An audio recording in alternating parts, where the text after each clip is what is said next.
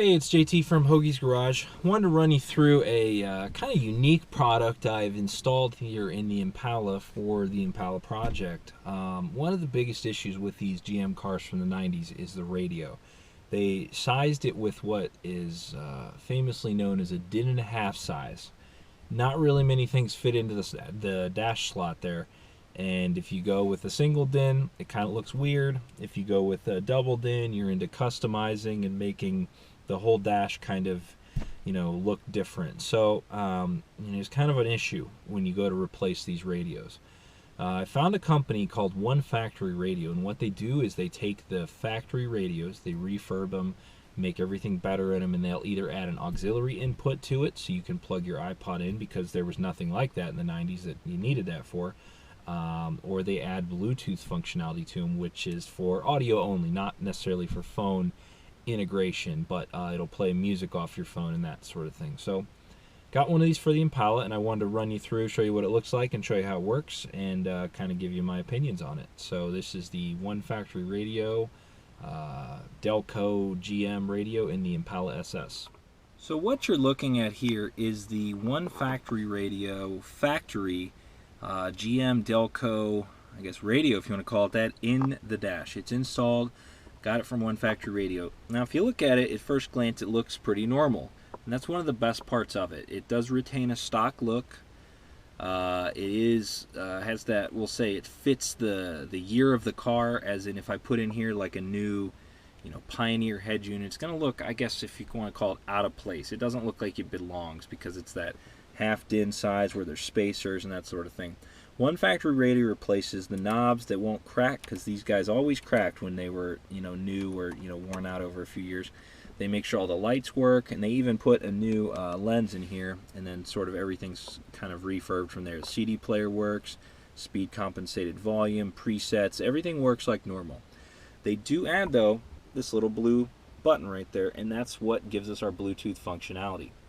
Now, when a lot of times people put radios in these cars, they'll take these two items here, the HVAC controls and the radio, and they flip them. So that allows you to put a big double din up top and then the controls down here.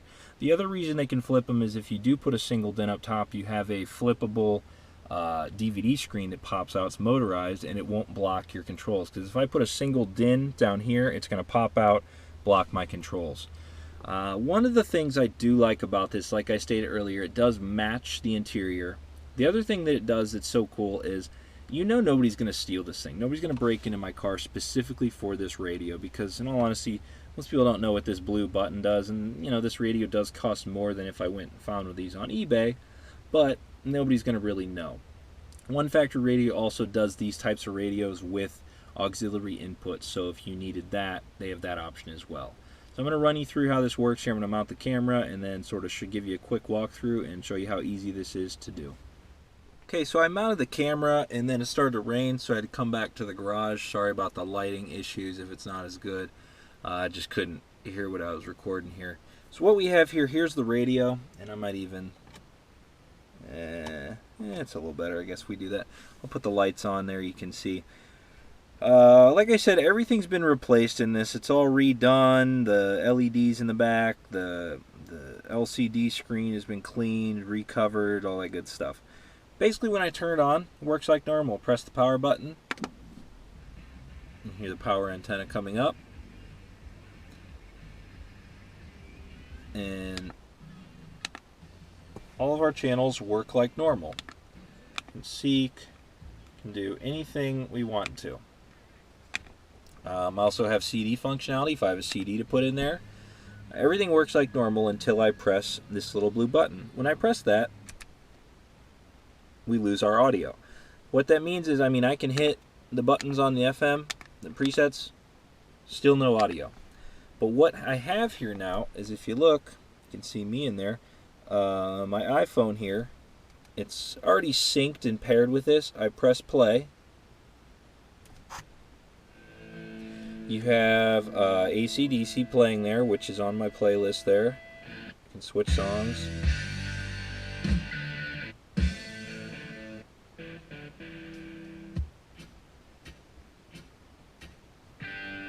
And whatever song or every audio I have on my iPhone, it comes through on the radio. Now, the one thing they did tell me, you want to have your iPhone audio all the way up, and this is going to be required to be up a little louder, because if I go right back to my radio here, you notice it was louder than what it was before. So there's a little bit of audio difference in the volume between the two, so just make sure if you get one of these to turn your volume down before you turn off your Bluetooth, if that makes sense. Just the Bluetooth has to be turned up just a little bit more than normal. And that's pretty much it. That's as crazy as it gets and as simple as it gets all in the same time. They've added Bluetooth to this factory radio, refurbed it, and it just works like it's supposed to. I now have my factory looking radio in there doing exactly what I want it to do now, which is playing music from my iPhone completely wirelessly. I have nothing hooked in here. I don't need to run a cord or anything like that. It's all just perfectly right there. I mean, really the only thing I could do is I could plug in a power plug right here for the iPhone just to keep it charged. Which, just to sort of touch base on the project and what I did here, I did put the radio in. I put a new one of these in because I just figured after 180,000 miles of plugging in and out of Valentine 1, it needed it. The other thing here I'm going to do is I'm going to go off camera here, or off tripod, and show you what I did here. There's some mints in there, but if you can barely make that out, I hit a switch inside the hole, as everybody calls it online. And what that did is it gave me a switch to, if I flip it, you can probably hear this. Basically, that is for my power antenna. I can kill that now. And now I'm on the radio here, which I have not really that good of a signal. But what I have now is if I ever use Bluetooth, a CD, or anything like that, I don't have to have my antenna up, catching the wind and wearing out, going up and down every time. Basically, that's going to be off most of the time, because if I'm using anything on my iPhone, I don't need a AM/FM antenna. So that's the 1Factory radio Bluetooth unit. If you'd like to check them out, they're mostly on eBay, but all you have to do is search for 1Factory radio online. And they have many radios for many different cars, new GM cars from the 2000s. Like I said, they have the auxiliary input setup. Very cool product, very nice company. They did a good job with this. They sent this to us, and just told them we were going to sort of mention on the site, and they were pretty cool about it. So 1Factory radio in the Impala SS for the Impala project on hoagiesgarage.com.